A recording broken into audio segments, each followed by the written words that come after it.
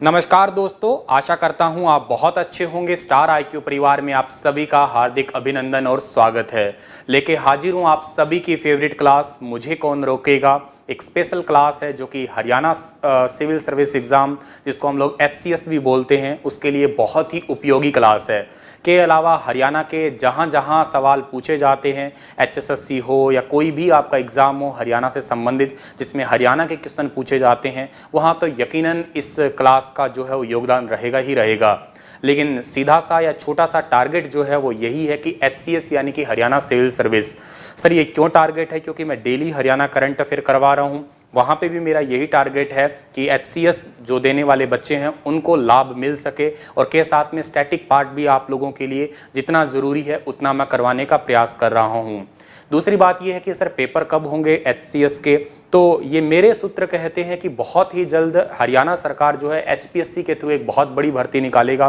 तो HPSC के through बहुत बड़ी भर्ती में HCS का नाम पहला आता है, तो ऐसा ही मेरे सूत्र है। अब कोई तारीख फिक्स तो नहीं कह सकते कि कब है, लेकिन बहुत जल्द आने की उम्मीद है। तो प्लीज़ आप निरंतर प्रयास कीजिएगा, तैयारी अपनी बहुत अच्छी रखिएगा, स्ट्रांग रखिएगा। हरियाणा के करंट अफेयर और हरियाणा के GK जो है ये दोनों आपको बहुत अच्छे से आनी चाहिए। करंट अफेयर आप लोगों के लिए मैं हर रोज़ पढ़ाता ही हूँ।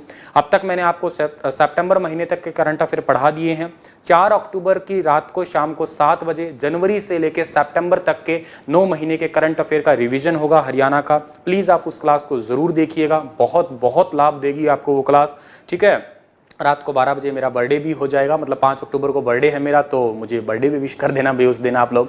तो चलिए स्टार्ट करते हैं हम लोग बिना वक्त गवाए प्यारे बच्चों इस क्लास को। बस आपसे इतनी सी रिक्वेस्ट है कि क्लास को मैक्सिमम शेयर कर दीजिएगा। जो आप कमेंट कर रहे हैं वो कमेंट मैं आपके लास्ट में देखूंगा। सभी को राधे राधे, राम राम, नमस्ते भी। ठीक है, मैं पूरा फोकस रखता हूँ थ्योरी की क्लास में ताकि मेरा ध्यान 100% व्हाइट बोर्ड पर रहे और टॉपिक को समझाने में रहे।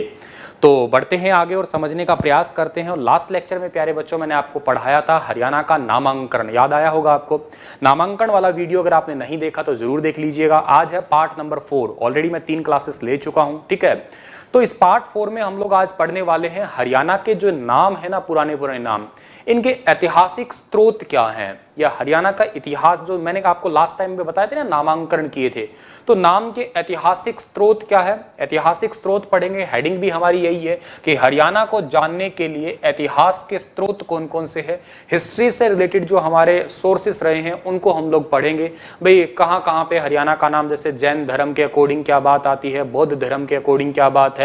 ठीक है, या यूं कहिएगा मैं इस टॉपिक को जो है ना आज 2 हिस्सों में तोड़ के आपको पढ़ा देता हूं। ठीक है, एक हिस्सा इसका रहेगा या एक स्रोत रहेगा इसका कौन सा, लिटरेरी सोर्स रहेगा, जिसको हम लोग हिंदी में क्या बोलते हैं, हिंदी में इसे हम लोग बोलते हैं साहित्यिक स्रोत कहते हैं इसे हम लोग। ठीक है, साहित्यिक स्रोत के नाम से पुकारते हैं, लिटरेरी सोर्स आपका होगा। ठीक है, साहित्यिक स्रोत इसे लिख लीजिएगा आप लोग।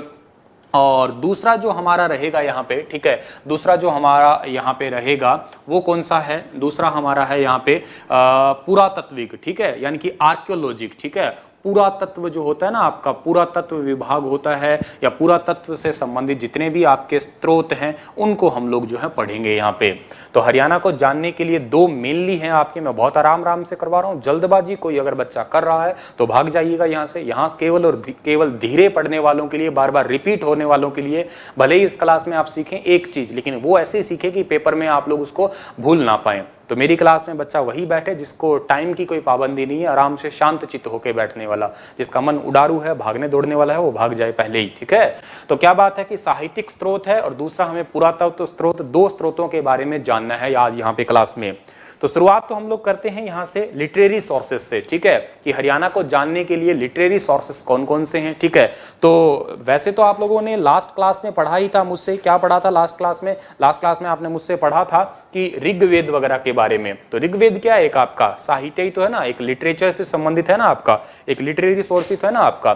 तो सबसे पहले इस साहित्यिक स्रोत के अंदर मैं नाम लिख रहा हूं। ठीक है, नाम लिख रहा हूं, किसका लिख रहा हूं भाई, ऋग्वेद का। ठीक है, ऋग्वेद आपको शायद याद होगा, अगर याद है तो बताइएगा कौन से मंडल, चलो मंडल मैंने आपको बता दिया, 8वां मंडल। ठीक है, 8वें मंडल का आप मुझे बताइएगा कौन सा श्लोक था, ऋचा संख्या कौन सी थी, उसका एक श्लोक था आपका। श्लोक आपसे मैं नहीं पूछ रहा क्योंकि जरूरी नहीं है, लेकिन कौन सा श्लोक और कौन सी ऋचा संख्या थी उसमें इस ऋग्वेद के अंदर हरियाणा का नाम क्या दिया गया था? हरियाणा का नाम दिया गया था रजत हरियाणे, ठीक है, रजत हरियाणे, ठीक है, ये नाम जो है आपका दिया गया था ऋग्वेद के अंदर, 8वां मंडल था आपका, ठीक है, उसके अंदर।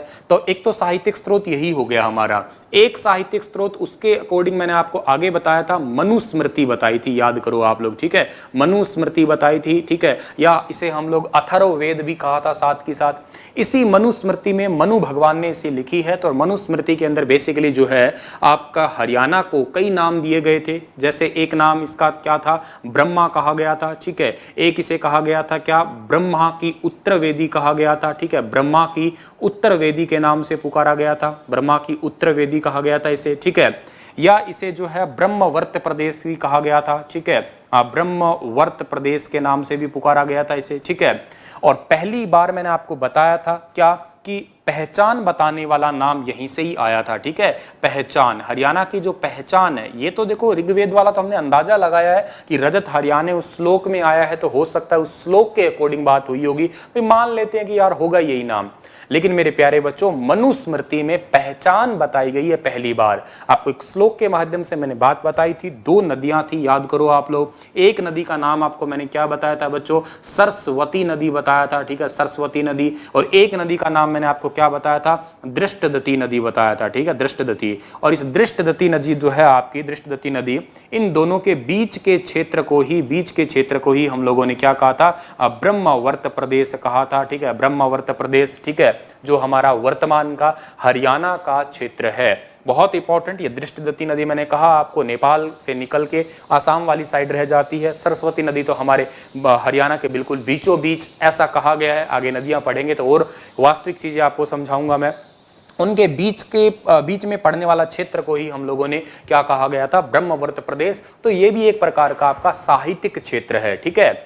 या आपसे ये भी पूछा जा सकता है कि हरियाणा का भौगोलिक वर्णन कहाँ मिला है, ठीक है, हरियाणा का भौगोलिक वर्णन कहाँ मिला है? तो आपका मनुस्मृति में ही मिला है। मैं यहाँ पे लिख देता हूँ, हरियाणा का भौगोलिक वर्णन, ठीक है, भौगोलिक वर्णन, हरियाणा का भौगोलिक वर्णन जो है आपका वो कहाँ पे मिला है? इस मनुस्मृति में मिला है। एरिया के बारे में अभी आप यही तो पढ़ रहे हो ना, जमीन के बारे में बताया है, जगह बताई है, पहचान बताई है, पहली बार प्रादेशिक नाम बताया हरियाणा का, कहाँ पे? मनुस्मृति में। इतनी बात आप लास्ट क्लास में पढ़ चुके हो, तो आपका यूं कहिएगा थोड़ा एड ऑन होता जा रहा है, या थोड़ा जल्दी जल्दी आपको समझ में आने लग जाएगा प्यारे बच्चों, ठीक है, समझ में आ रहा है ना आपको बात? वैसे आज मेरी तबियत खराब है, मुझे आज बुखार हो रखा है बहुत ज्यादा।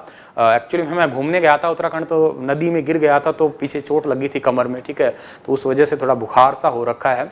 पर बच्चों की रिक्वेस्ट है, सर पढ़ा दो हरियाणा जी के। तो मेरा प्रयास रहेगा, हर रोज क्लास तो हो पाएगी तो मैं कर पाऊंगा, लेकिन जब जब क्लास हो पाएगी तो मैं आप लोगों के लिए क्लास जरूर लूंगा ये, ठीक है। अब मैं कल शायद क्या पता ले पाऊँ ना ले पाऊँ, क्योंकि 4 अक्टूबर और 5 अक्टूबर को लिए आपकी 2 मैराथन क्लासेस हैं, उनकी भी तैयारी करनी है, पीपीटी वगैरह बनानी है, डेटा कलेक्ट करना है। लेकिन जब जब होएगी क्लास मैं जरूर लेने का प्रयास जरूर करूंगा प्यारे बच्चों आपके साथ में। तो इतनी तो आप बात आपको समझ में आ गई होगी। तो आगे बढ़ लेते हैं हम लोग। अगला जो हमारा क्वेश्चन क्या रहता है, अगली जो बात आती है, अगला हमारा साहित्यिक स्रोत कौन सा रहता है यहाँ पे? अगला साहित्यिक स्रोत आपने ऋग्वेद जान लिया, आपने मनुस्मृति जान ली। उसके बाद एक बहुत इंपॉर्टेंट और छोटा सा प्यारा सा नाम आता है जिसका नाम है वामन पुराण, ठीक है, वामन पुराण। अब ये वामन पुराण, भगवान वामन जो है, वामन अवतार आपने देखा होगा। वामन का मतलब होता है छोटा छोटा, यानी कि नाटा भी कह सकते हो आप लोग, ठीक है, छोटा या नाटा, ठीक है। वामन अवतार हुआ था, 3 पग धरती नापी थी, बलि राजा वगैरह, आपने मतलब ये कहानियां, कथा, नाटक वगैरह तो देख ही रखा है। इस वामन पुराण में जो है हरियाणा के जो है, हरियाणा के नदियों के प्रकार लिख रखे हैं, ठीक है, हरियाणा के नदियों के वर्णन, ठीक है, हरियाणा के नदियों का वर्णन लिखा गया है आपका, ठीक है। ये नदियां कितने कितने प्रकार की नदियां हैं, कौन कौन सी नदियां बहती है, ये सारी बातें वामन पुराण में लिखी गई है।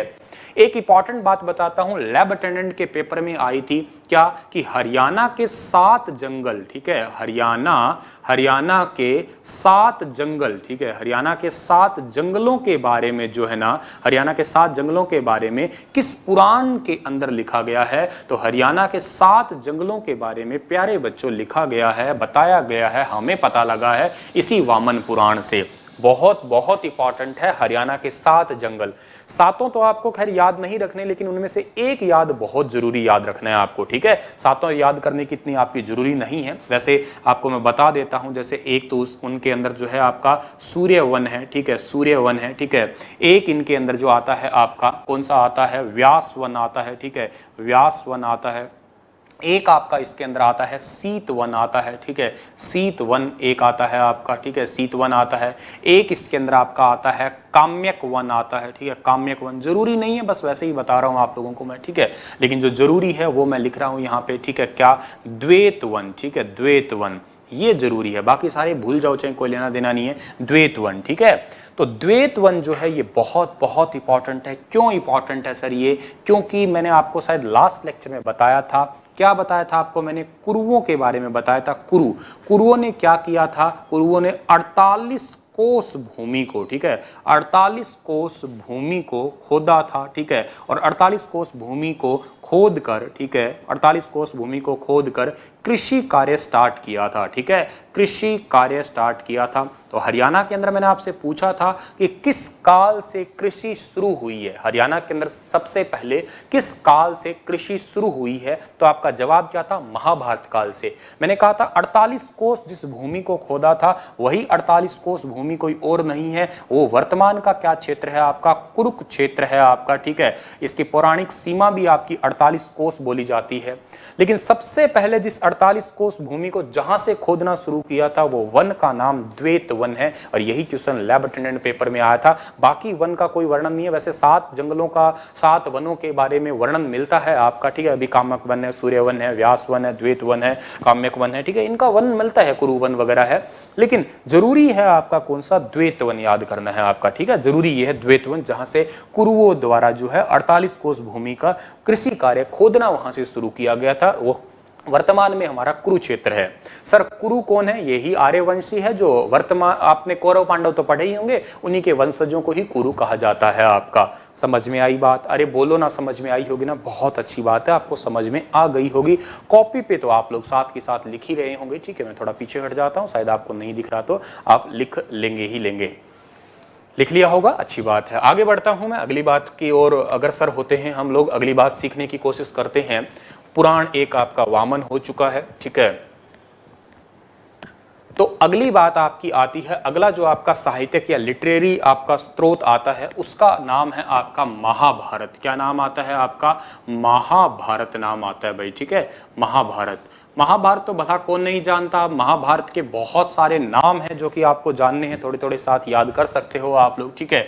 इसे बेसिकली पंचम वेद भी कहा गया है, ठीक है, पंचम वेद के नाम से भी पुकारते हैं बहुत जगह। 4 वेद तो आपको पता है ना अच्छे से, ऋग्वेद है, यजुर्वेद है, सामवेद है, अथर्ववेद है। 5वां वेद महाभारत को ही कहा गया है एक प्रकार से, ठीक है। इसी का नाम जय संहिता के नाम से भी पुकारा गया है, ठीक है, जय संहिता भी कहा गया है, जय संहिता। अच्छा, इसी को ही जो है दुनिया का सबसे बड़ा महाकाव्य, ठीक है, दुनिया का सबसे बड़ा काव्य कहा गया है, या महाकाव्य आप कह सकते हो इसे, दुनिया का सबसे बड़ा महाकाव्य, महाकाव्य के नाम से इसे पुकारा गया है। दुनिया का सबसे बड़ा, यूं कहिएगा आप लोग, पोयम यही है। मैं कहूँ ना, अगर भारत में सबसे पहले पोयम या पोइट्री, दुनिया में सबसे पहले पोइट्री की शुरुआत कहाँ से हुई है, तो पोइट्री की शुरुआत जो है हमारे हरियाणा से हुई है। और कहाँ से हुई है? कुरुक्षेत्र से। भगवान श्री कृष्ण थे, कविता कहने वाले, सुनने वाले अर्जुन थे, ठीक है। अभी मेरे ख्याल से DD1 पे श्री कृष्णा एक सीरियल चलता है, मेरे मम्मी पापा देखते हैं, तो मैंने शायद रात ही देखा था।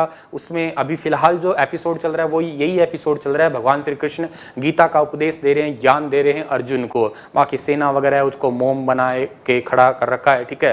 तो देख लीजिएगा आप लोग, काफी सारी चीजें यहाँ से भी देखने को मिलती है, सीखने को मिली जाती है। खैर, तो पंचम वेद, जय संहिता, दुनिया का सबसे बड़ा महाकाव्य इसे कहा गया है आपका, ठीक है।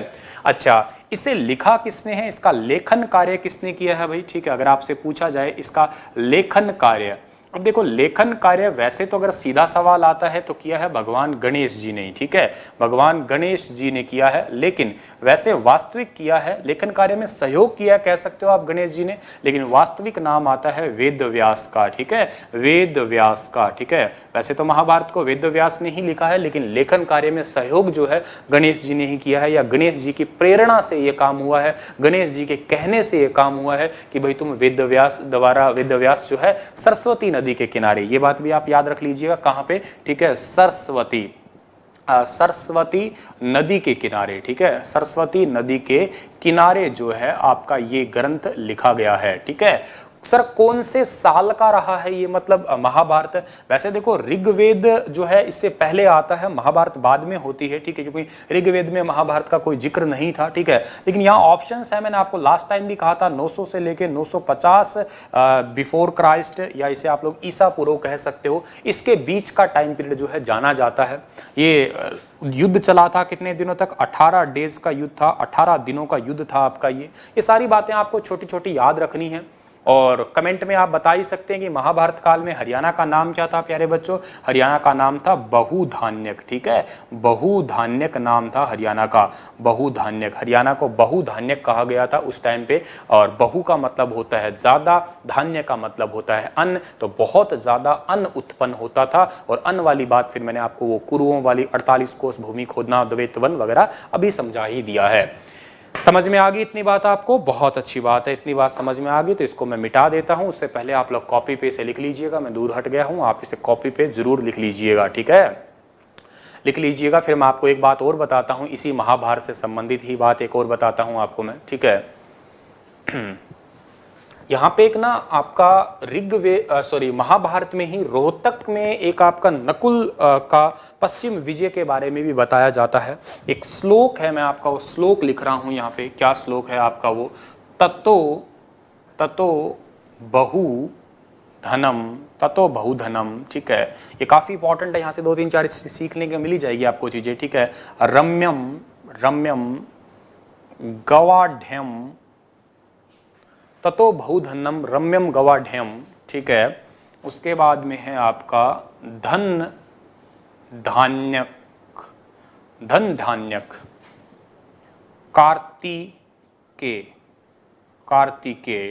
कार्तिकेय, संस्कृत पढ़ रहे हो, कार्तिकेय दैतम रोहित कमु प्रादप्तात, ठीक है, संस्कृत में छोटा मोटा गलत लिख दूं तो माफ करिएगा, ऐसी है भाई, ठीक है। तत्र युद्धम, ठीक है, महचासी चैछूरतेर मयूर के,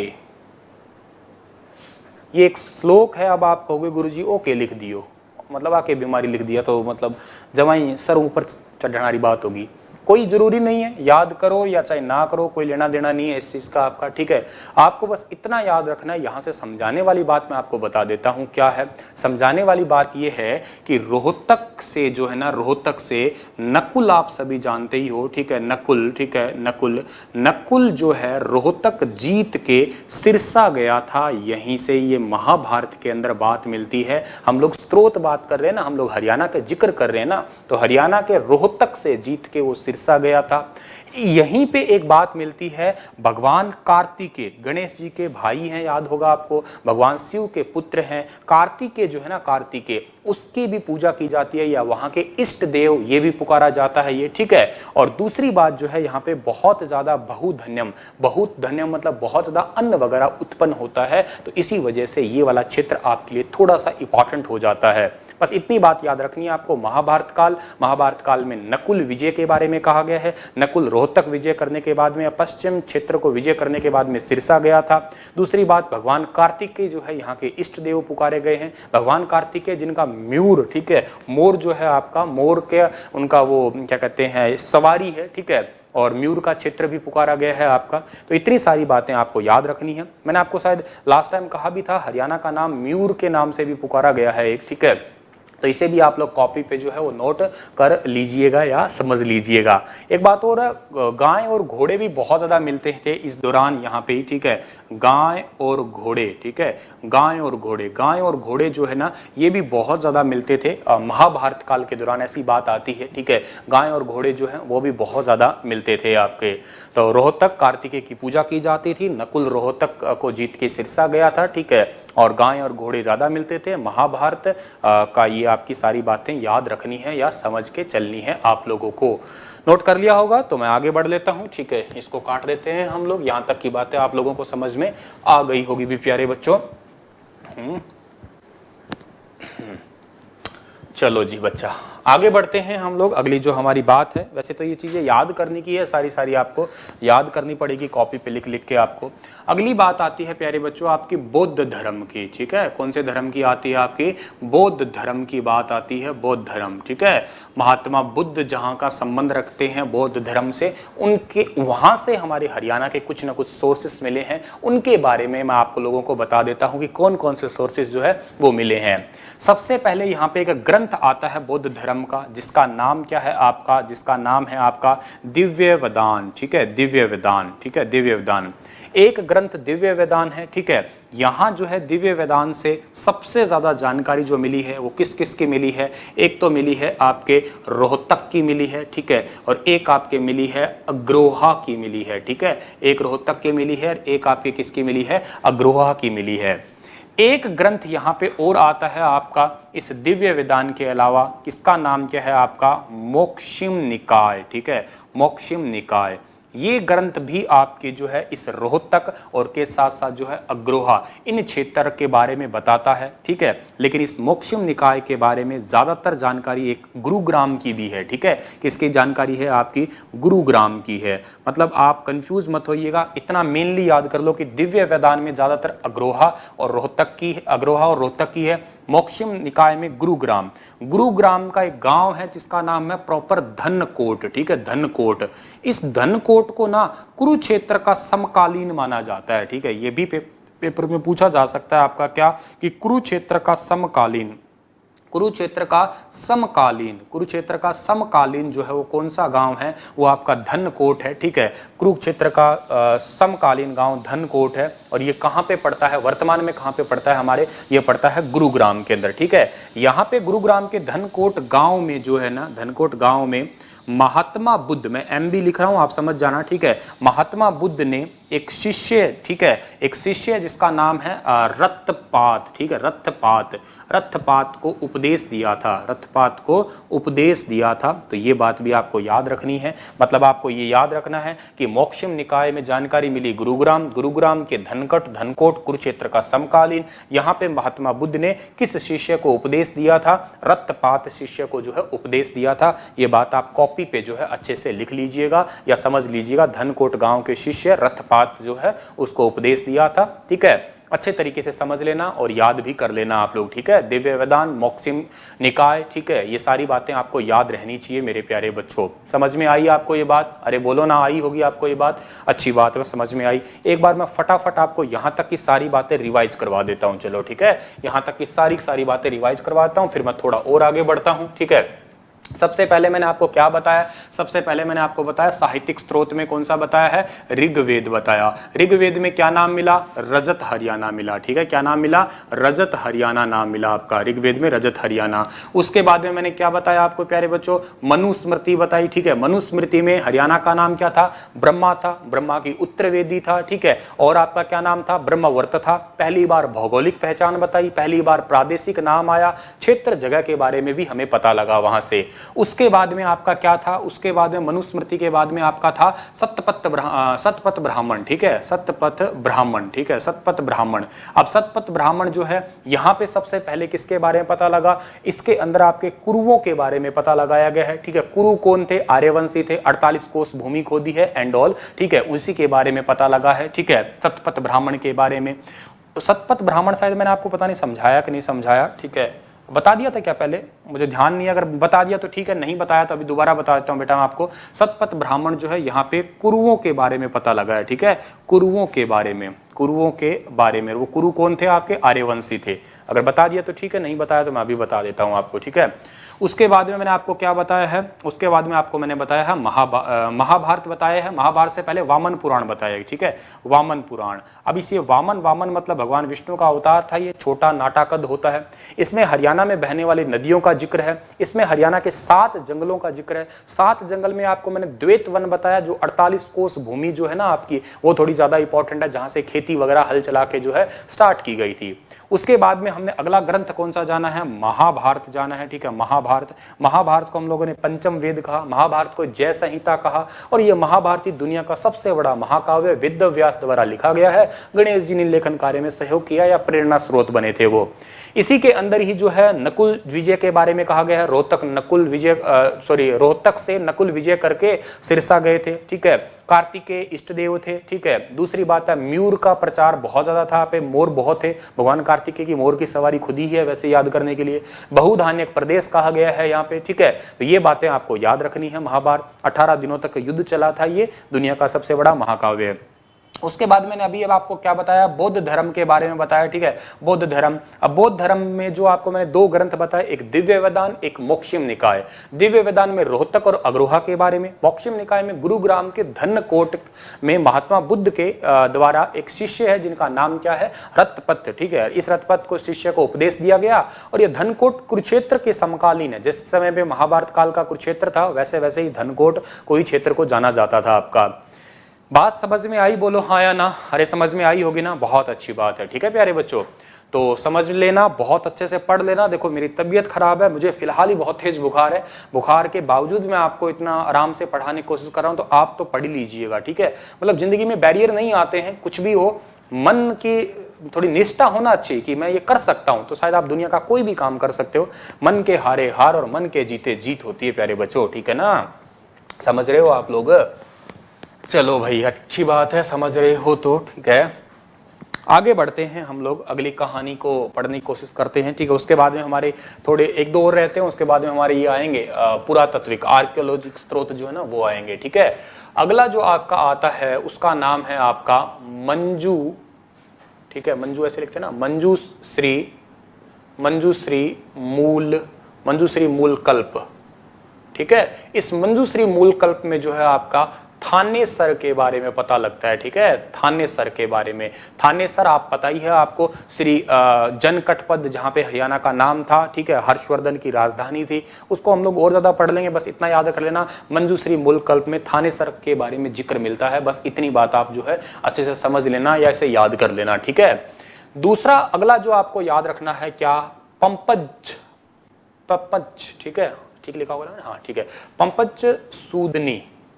पंपज सूदनी, ठीक है। इस पंपज सूदनी से महात्मा बुद्ध, ठीक है, एमबी लिख रहा हूं मैं, महात्मा बुद्ध के हरियाणा भ्रमण, ठीक है, महात्मा बुद्ध के हरियाणा भ्रमण के बारे में पता लगता है, ठीक है। महात्मा बुद्ध के हरियाणा भ्रमण के बारे में इस पंपज सूदनी के अंदर लिखा गया है कि महात्मा बुद्ध हरियाणा आए थे, कैसे कैसे आए थे, कहाँ आए थे, क्या था क्या नहीं था, ये सारी बातें इस पंपज सूदनी के अंदर महात्मा बुद्ध के, एमबी लिख रहा हूं मतलब महात्मा बुद्ध आप याद कर लेना, ठीक है।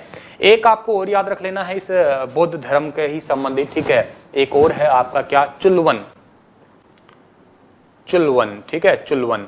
इस चुलवन में ना जो आपका अग्रोहा जो है ना, अग्रोहा, ठीक है, अग्रोहा, ठीक है, अग्रोहा को सबसे शक्तिशाली यानी कि STRONG स्ट्रोंग, बीच बीच में आप अंग्रेजी भी बोल देंगे, ठीक है। अग्रोहा को सबसे शक्तिशाली स्ट्रोंग बौद्ध धर्म का क्षेत्र बताया गया है, ठीक है। बौद्ध धर्म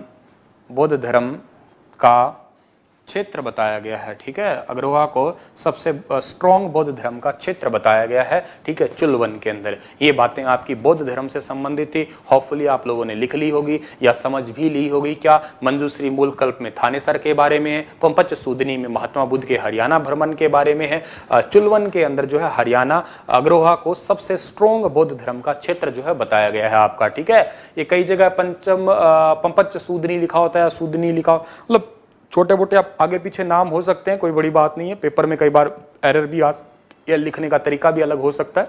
मतलब आपको थोड़ा थोड़ा हिंट लेना है और समझ के चीज़ें चलनी है। समझ में आई? बोलो बेटा बात। अरे बोलो हाँ आई कि नहीं आई। ठीक है, लिख लो कॉपी पे। ठीक है, अच्छे से लिख लो आप लोग इसे।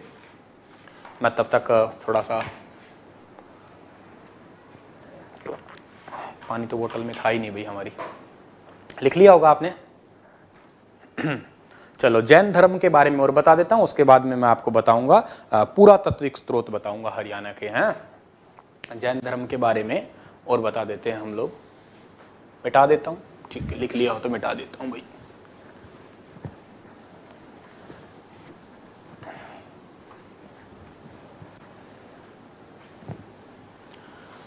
ठीक है जी सरकार, अगली हेडिंग आप बनाओ जैन धर्म। जैन धर्म, इस जैन धर्म से संबंधित जो है आपके स्त्रोतों की हेडिंग जो है वो हम लोग जान लेते हैं। देखो जैन धर्म में सबसे इंपॉर्टेंट नाम आपका आता है क्या? एक आता है आपका भद्रबाहु। ठीक है, भद्रबाहु। मैं थोड़ी सी आपको कहानी बताता हूं। ठीक है, एक तो आपका भद्रबाहु है, एक आपका आता है मथाकोस। मथाकोस कई जगह पे यहाँ पे कथाकोस भी लिखा होता है, कथाकोस। ठीक है, कई किताबों में कथाकोस, कई जगह पे मथाकोस। जो भी कोस है बस कोस याद कर लेना। दो व्यक्ति थे, मैं आपको शॉर्ट में बताता हूँ। वैसे आपको मैं इंडियन हिस्ट्री का जो जैन धर्म बौद्ध धर्म का पार्ट है वो ऑलरेडी एक वीडियो में बना रखी है, उसमें आपको मैंने समझा भी रखा है। इंडियन हिस्ट्री का एक प्लेलिस्ट है, उसमें जाके चेक कर लेना आप लोग। ठीक है, बात क्या है, एक्चुअल बात क्या है आपको बताता हूं मैं। जैन धर्म के 24 तीर्थंकर हुए हैं। तीर्थंकर शब्द का मतलब यह होता है प्यारे बच्चों, जिस व्यक्ति ने मोक्ष की प्राप्ति कर ली हो उसे तीर्थंकर कहा गया है। मोक्ष का प्राप्ति का सर कैसे पता? मरने के बाद में कहा गया कोई मोक्ष प्राप्त किया कि नहीं किया, ये तो बात किसे पता होगी।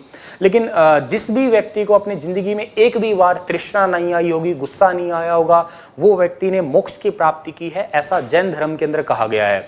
तो इसका मतलब गुरुजी माना तो कभी कौन मिला मोक्ष। ठीक है, हाँ भाई मेरे को भी बहुत गुस्सा आता है, शायद तुम्हें भी आता होगा, सभी को ही आता है। खैर ठीक है, तो आपा तो खैर हकदार ही नहीं है, मुझे नहीं पता इस बात का तो।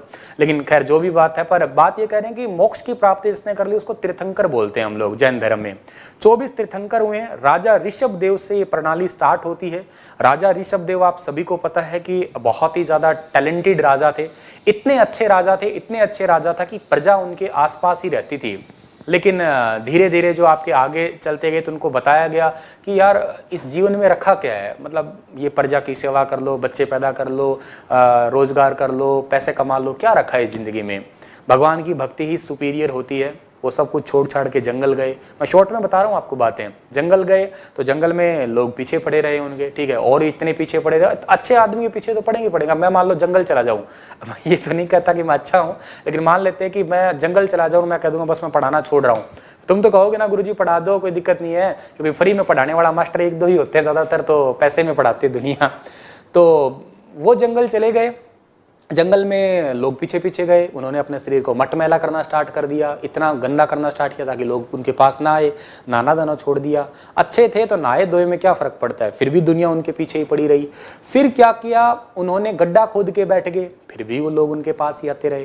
लास्ट में उन्होंने वस्त्र त्याग दिए। ठीक है, और वो नग्न रहने लग गए। ठीक है, और फिर महिला वगैरह जाना थोड़ा बंद कर दिया और मतलब कहने लग गए कि वो बावड़ो आदमी, ठीक है, शर्म ही कौन आवे, गा भाई कौन पेरा नहीं, कुर्ते कौन पेरा नहीं, नागो फिरे। तो मतलब ऐसी ऐसी बातों से थोड़े से लोग नकारा करने लग गए, कम जाने लग गए। वो यही चाहते थे कि मेरे पास में दुनिया ना आए, क्योंकि उन्हें तो एकांतवासी पसंद था। तो जैन धर्म वास्तव में जो शुरू हुआ है वो दिगंबर पद्धति से हुआ है, या मतलब दिगंबर तो मैं बाद में नाम लूंगा, लेकिन स्टार्टिंग में मतलब ये नग्न अवस्था से ही शुरू हुआ है। इस तरीके की प्रक्रिया थी ये। मैंने शॉर्ट में बताया, ज्यादा डिटेल से हिस्ट्री के वीडियो ऑलरेडी एक दो बने पड़े हैं, बाकी और भी बना दूंगा आपके लिए।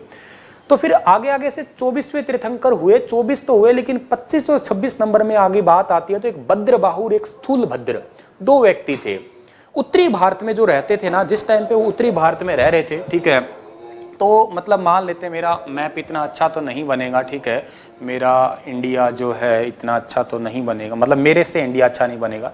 तो ये जो इलाका जो है ना आपका उत्तरी भारत में, यहाँ पे रहते थे वो। जिस टाइम में वो रहते थे ना, उस टाइम पे अकाल पड़ गया, भयंकर अकाल पड़ गया।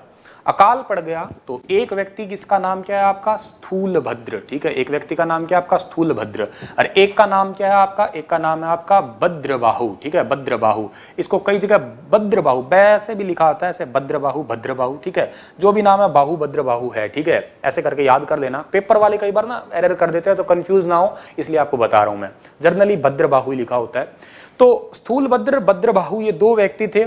इस भद्रबाहु ने कहा कि भाई इत पड़ गया रोटी का लाला, रोटी को नहीं जुमड़ने, तो भाई क्या करा, तो करना क्या है भाई, दक्षिण भारत में चलते हैं, ठीक है। कहां चलते हैं आपा चलते हैं दक्षिण भारत में, ठीक है, दक्षिण भारत में चलते हैं। दक्षिण भारत में कहां चले रे, अरे दक्षिण भारत में आपा चलते हैं कर्नाटक में चलते हैं। कहां चलते हैं, अरे कर्नाटक में। कर्नाटक में कहां चलते हैं, कर्नाटक में चलते हैं आपा श्रवण बेलगोला में चलते हैं, ठीक है, श्रवण बेलगोला में चलते हैं। अरे बित के, अरे बित ऐसा है कि रोटी पानी का जुगाड़ है, बढ़िया है, चलते हैं। स्थूलभद्र ने तो तुरंत मना कर दिया, को नहीं जाऊं, सीधा ही कर दिया ना, को नहीं जाऊं। हरियाणा में यही बढ़िया काम है, दिल्ली में तो कहते तो आई डोंट नो, या हिंदी में कहे तो अरे मुझे नहीं पता, हरियाणा में के कर ले जा, को नहीं जाऊं, सीधा मना कर दिया। अरे चाल रही तो मना कर ना, मैं तो को नहीं जाऊं, के कर ले जा मेरे, तो पड़े हो रही थी, ठीक है, कोई मतलब को नहीं। भद्रबाहु यहाँ आते हैं, अपने उस अकाल के दौरान यहाँ पे रहते हैं, मजे करते हैं, और यही बात आप ना अशोक में मौर्य काल में पढ़ेंगे, ठीक है, जो आपके मौर्य वंशी थे, ठीक है, लास्ट में भद्रबाहु को ये अपना शिष्य बनाया था, और 298 में एक आपकी जो संथारा विधि होती है उससे प्राण वगैरह त्याग दिए थे, ठीक है। अशोक के दादा चंद्रगुप्त मौर्य जिनका नाम था, वो यहीं कर्नाटक श्रवण बेलगोला में आके इन्हीं को अपना शिष्य बना के प्राण त्याग थे। मैं आपको हिस्ट्री में बता दूंगा, लेकिन फिलहाल के लिए इतनी बात याद रखना। थोड़ी टाइम के बाद में अकाल पूरा हुआ, ये भद्रबाहु वापिस आए, वापिस आके स्थूलभद्र को देखा, इन्होंने तो व्हाइट व्हाइट कपड़े पहन रखे थे सारों ने। भद्रबाहु ने स्थूलभद्र को कहा, अरे ये कपड़े कहां से लेके आए, सारे व्हाइट व्हाइट कपड़े पहन के बैठे तुम पूरी टीम, कपड़े कहां से लेके आए। स्थूलभद्र बोला, था ना शर्म आवे थे, नागा फिर लाग रहा, कब आले हो थारा, छी छी छी छी छी, कपड़े पहने क्या तुम नंगे पुंगे घूम रहे हो सारे। अरे इन्होंने कहा हमारा तो धर्म यहीं से चलता आ रहा है, हम तो नग्न ही रहे थे। कहता ना, अभी ये मस्करी कौन चाला, नहीं कपड़े पहन के आओ तो आना है। तो दोनों की फिर लड़ाई। अब देखो तीर्थंकर इसी वजह से नहीं, पहले तो लड़ाई हुई, गुस्सा आया होगा ना, दूसरी बार फिर लड़ाई, गुस्सा आया होगा ना, इसलिए आगे तीर्थंकर, मतलब दंत कथाओं के अनुसार ये बात मानी जाती है, सत्य कितनी है तो मुझे भी नहीं पता, ठीक है।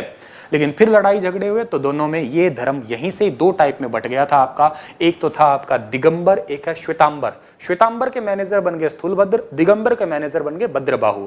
इन्होंने भद्रबाहु ने जो है ना जैन धर्म के 24 तीर्थंकरों की जीवनी भी लिखी है, कल्प सूत्र जिसका नाम है, आपको याद हो तो कल्प सूत्र, ठीक है। कल्प सूत्र में जो है 24 के 24 इनकी जीवनी लिखी गई है 24 तीर्थंकरों की।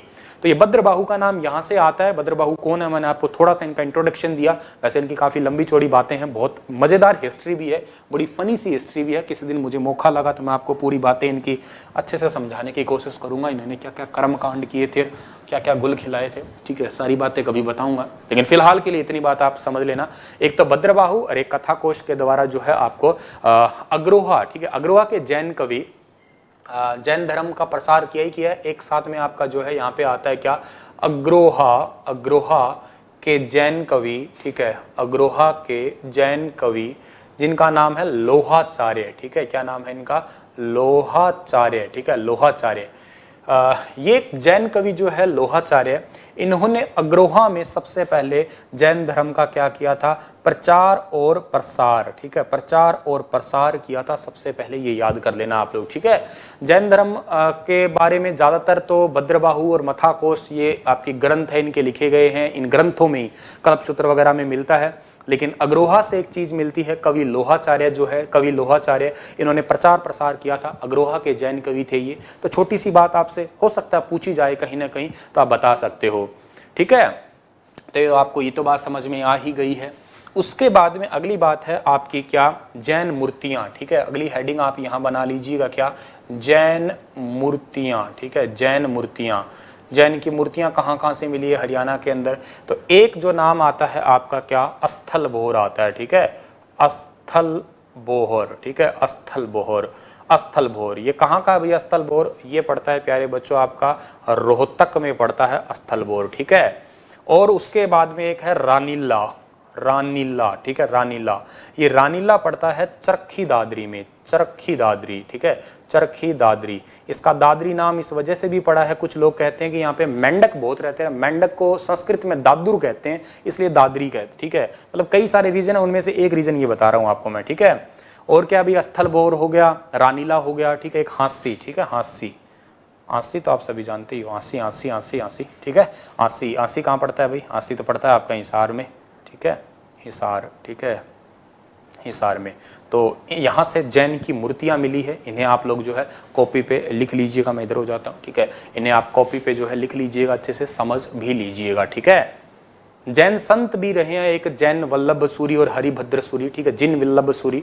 जैन संतों के बारे में अगर मैं लिख देता हूँ यहाँ पे, जैन संत है एक, क्या है आपके, जिन वल्लभ सूरी, वल्लभ सूरी, ठीक है, वल्लभ सूरी, ठीक है, जिन वल्लभ सूरी बहुत फेमस संत रहे हैं। जैन संत अगर आपसे पूछे जाए हरियाणा के बहुत ही फेमस संत, तो जिन वल्लभ सूरी याद कर लेना, जिन वल्लभ सूरी।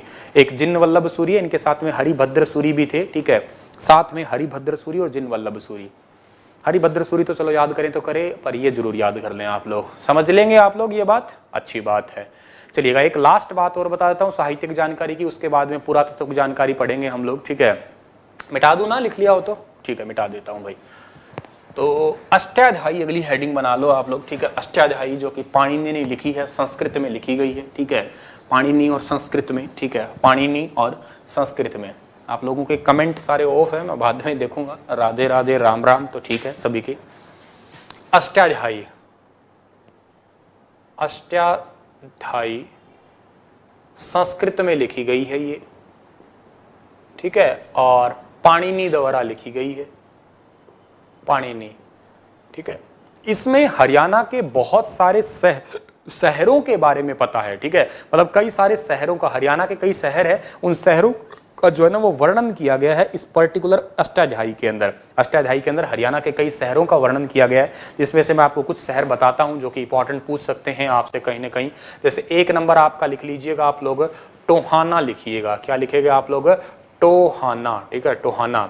टोहाना को जो है अष्टाध्यायी में संस्कृत में क्या लिखा गया है, तोसाल्य लिखा गया है, तोसाल्य, तोसाल्य लिखा गया है, ठीक है। एक आपका शहर लिख लीजिएगा आप लोग, कौन सा लिखेंगे, कैथल लिखिएगा, ठीक है, कैथल।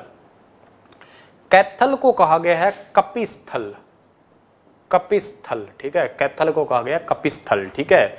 अगला शहर लिखिएगा आप लोग, हिसार, हिसार, ठीक है। हिसार को कहा गया है इसुसार, इसुसार, ठीक है, इसुसार, इसुसार। कई जगह इसुमार भी हो सकता है, ये इसुसार, इसुमार तरीके से जो भी याद कर लेना आप लोग, ठीक है। अगला आप याद करिएगा फतेहाबाद, ठीक है, फतेहाबाद। फतेहाबाद को इसी अष्टाध्यायी में क्या कहा गया है आपका, इंकदार कहा गया है, ठीक है, आपका इंकदार के नाम से पुकारा गया है फतेहाबाद को आपका। उसके बाद में अगला आप लिख लीजिएगा सिरसा, ठीक है, सिरसा। सिरसा को क्या कहा गया, ये कुत्ते आ गए भैया, रात गए टिके को नहीं गंडक, ठीक है ना। सिरसा को क्या कहा गया अभी आपका, सेरिस्का कहा गया है, सेरिस्का। सिरसा को कहा गया है सेरिस्का। एक नाम आता है आपका कालका, ठीक है, यहां लिख दे दो, कालका, ठीक है, कालका। कालका को कहा गया कालकूट, कालकूट, कालकूट कहा गया है। एक और लिख लो नारनौल, ठीक है, नारनौल। नारनौल को कहा गया है नर राष्ट्र, ठीक है, नर राष्ट्र। नंदीग्राम भी कई जगह लिखा होता है इसको, ठीक है, नंदीग्राम भी, ठीक है, नर राष्ट्र या नंदीग्राम। ओह बहुत बात बता दी गुरुजी से, तो बतानी पड़ी भाई, क्या करा जोर के हैं, याद तो करनी पड़ी सारी सारी बात आपको, ठीक है। अष्टाध्यायी पाणिनि, टोहाना तोसाल्य, कैथल कपिस्थल, हिसार इसुमार या इसुसार, कई जगह ऐसे दोनों नाम लिखे होते हैं, फतेहाबाद इकदार, सिरसा सेरिस्का, कालका कालकूट, नारनौल नर राष्ट्र, नंदीग्राम, ऐसे आपके जो है अष्टाध्यायी में वर्णन किया गया है। तो ये आपके सारे के सारे पूरे हो गए हैं, कौन से साहित्यिक स्रोत पूरे हो गए हैं। फटाफट 1 मिनट में रिवाइज कर लें के, अरे बोलो कर लें के, बिल्कुल कर लेने चाहिए आपको। सबसे पहले ऋग्वेद बताया, ऋग्वेद में रजत हरियाणा बताया, स्पीड में बताऊंगा, ठीक है। उसके बाद मनुस्मृति में ब्रह्मा की उत्तरवेदी, ब्रह्मा या ब्रह्मवर्त बताया, पहली बार भौगोलिक क्षेत्र के बारे में बताया। सतपथ ब्राह्मण के अंदर बताया कुरुओं का प्रदेश कहा गया। वामन पुराण में कहा गया नदियों के बारे में, 7 जंगल, द्वैत वन, 48 कोस भूमि जहां से खोदना शुरू हुआ। महाभारत बहुधान्यक जय संहिता पंचम वेद की बारे में बात थी आपकी।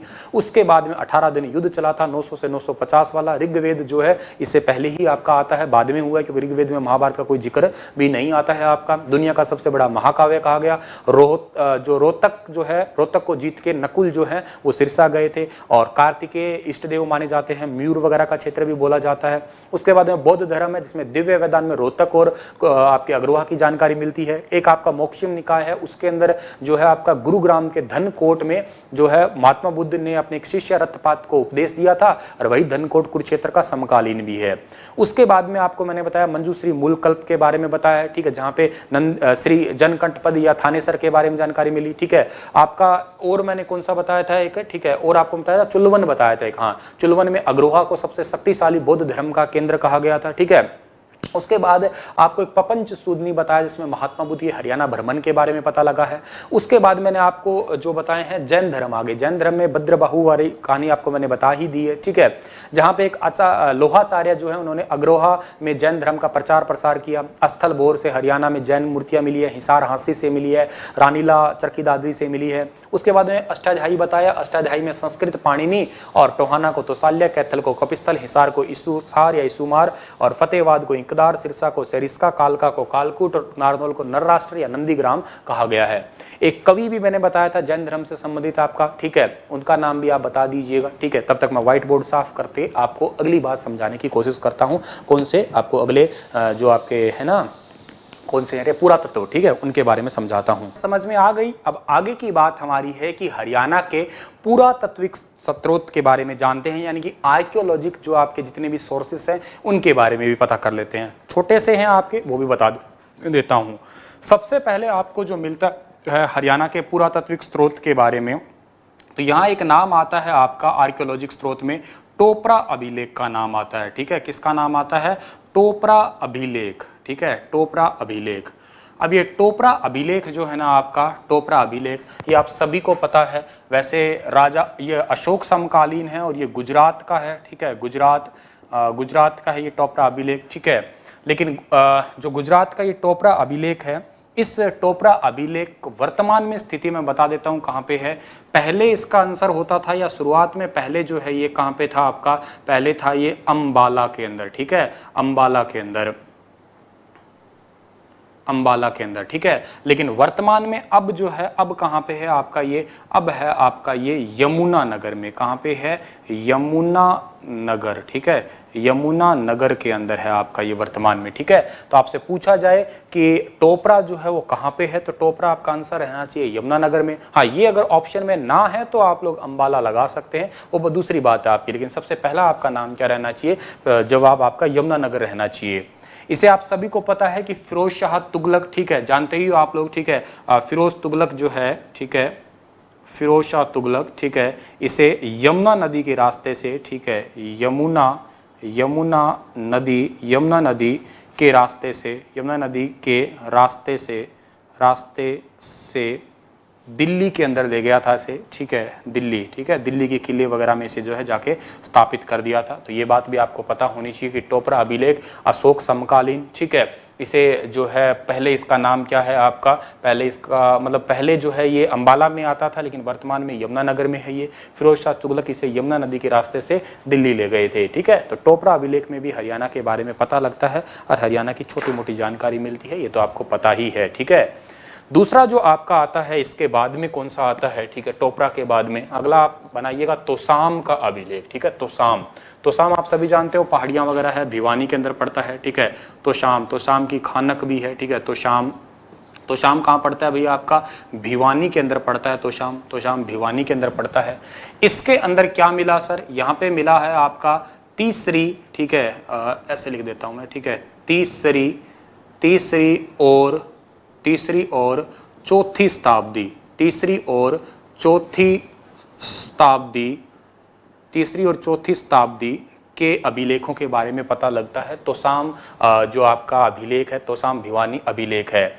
जानकारी किसकी मिलती है सर यहाँ से? ठीक है, जानकारी, तो यहाँ से जानकारी जो मिलती है, यहाँ से जानकारी मिलती है एक व्यक्ति की जिसका नाम क्या है आपका, जिसका नाम है सोमश्रत, ठीक है। और इस सोमश्रत नामक व्यक्ति ने दो तालाब और 2 तालाब और एक मंदिर, 2 तालाब और एक मंदिर बनवाया था, ठीक है, 2 तालाब और एक मंदिर बनवाया था। ये जानकारी कहाँ मिलती है? तो शाम अभिलेख में मिलती है, 3री और 4वीं शताब्दी के अभिलेखों की जानकारी, ठीक है। सोमश्रत नामक व्यक्ति ने 2 तालाब और एक मंदिर बनवाया था। इतनी बात आपको पता होनी चाहिए, अरे ठीक है ना। ये छोटी छोटी चीजें हैं जो आपको पता लगानी बहुत जरूरी है। उसके बाद में अगला जो आपका आता है, यहाँ पे अगला आता है आपका सोनीपत, ठीक है, सोनीपत, ठीक है, सोनीपत का ताम्रलेख, सोनीपत का ताम्रलेख, सोनीपत का ताम्रलेख।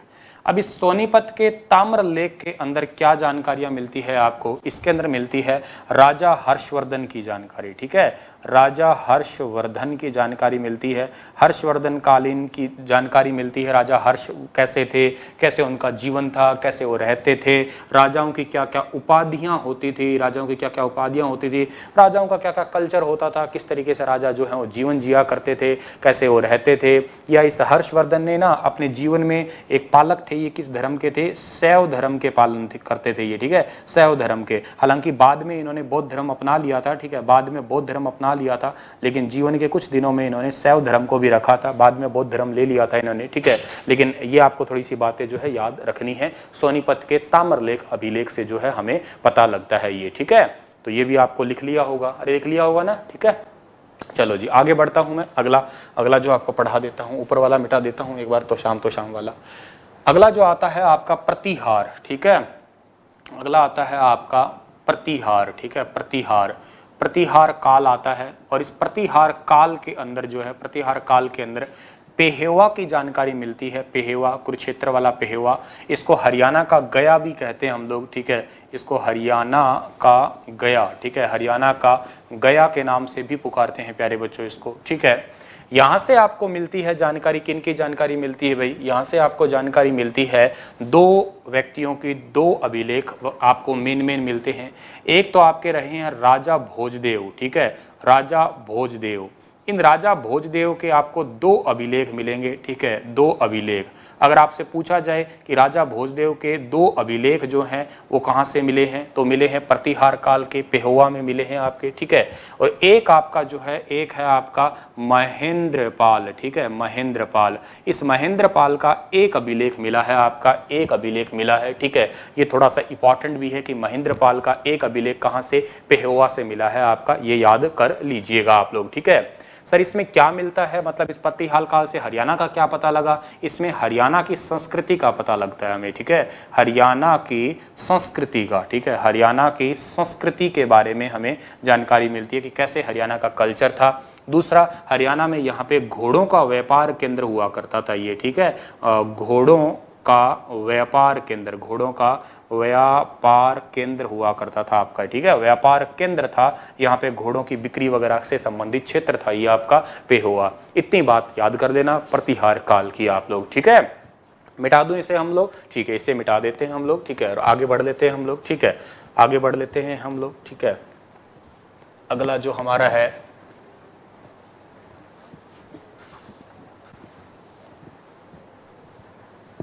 अगला कौन सा है भाई हमारा, ठीक है, अगला आता है हमारा हांसी का, ठीक है, हांसी, हांसी ऐसे लिखते हैं ना, ठीक है, हांसी। यहाँ से मिलता है हमें पृथ्वीराज चौहान, ठीक है, पृथ्वीराज चौहान।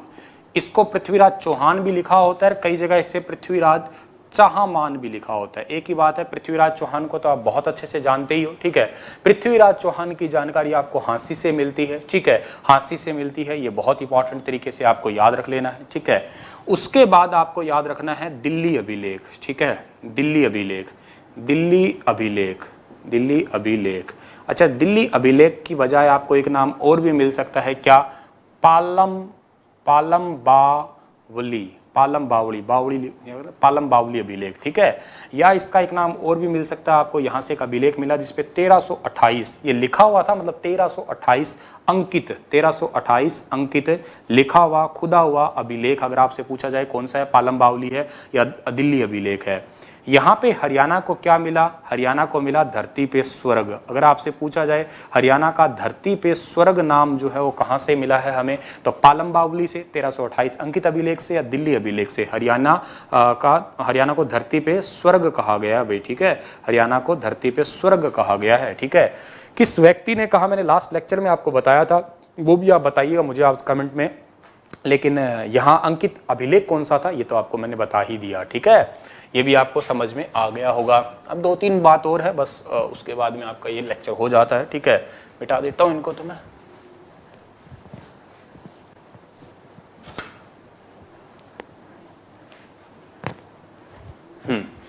अगली बात आपकी आती है कौन सी? करनाल, ठीक है, करनाल।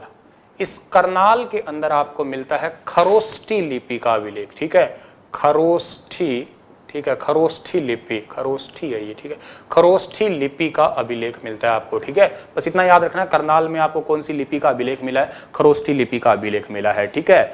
एक आपका है 12 खड़ी, ठीक है, 12 खड़ी। अब ये 12 खड़ी क्या होती है? एक ही अक्षर को 12 टाइप में लिखना, जैसे कै कै खां खूं खी की लगते हैं, कै खां खूं खी, ऐसे कई होते हैं ना, आपके पढ़ी होगी आपने 12 खड़ी छोटी क्लासों में, ठीक है। एक ही अक्षर को 12 टाइप में लिखना। इस 12 खड़ी वाला अभिलेख जो है ना वो कहाँ मिलता है हमें? जगाधरी में, ठीक है, जगाधरी से पित्तल नगरी भी कहते हैं हम लोग, ठीक है। इसी जगाधरी में महात्मा बुद्ध जो है वो आए थे सबसे पहले। जगह आपकी शुद्ध नामक जगह थी, जहाँ पे महात्मा बुद्ध की यात्रा का वर्णन वगैरह अभी आपको मैंने बताया ही था, ठीक है। उसके बाद में आता है आपका लाडनू। लाडनू जानते हो कहाँ पे भाई? राजस्थान, ठीक है, लाडनू राजस्थान। लाडनू या राजस्थान अभिलेख जो है इसके अंदर ये बताया गया है कि हरियाणा की राजधानी जो है ना, हरियाणा की राजधानी दिल्ली बताई गई है इसके अंदर, ठीक है, हरियाणा की राजधानी इसके अंदर दिल्ली बताई गई है। अगर आपसे पूछा जाए हरियाणा की राजधानी दिल्ली किस में बताई गई है? लाडनू अभिलेख में बताई गई है, ठीक है।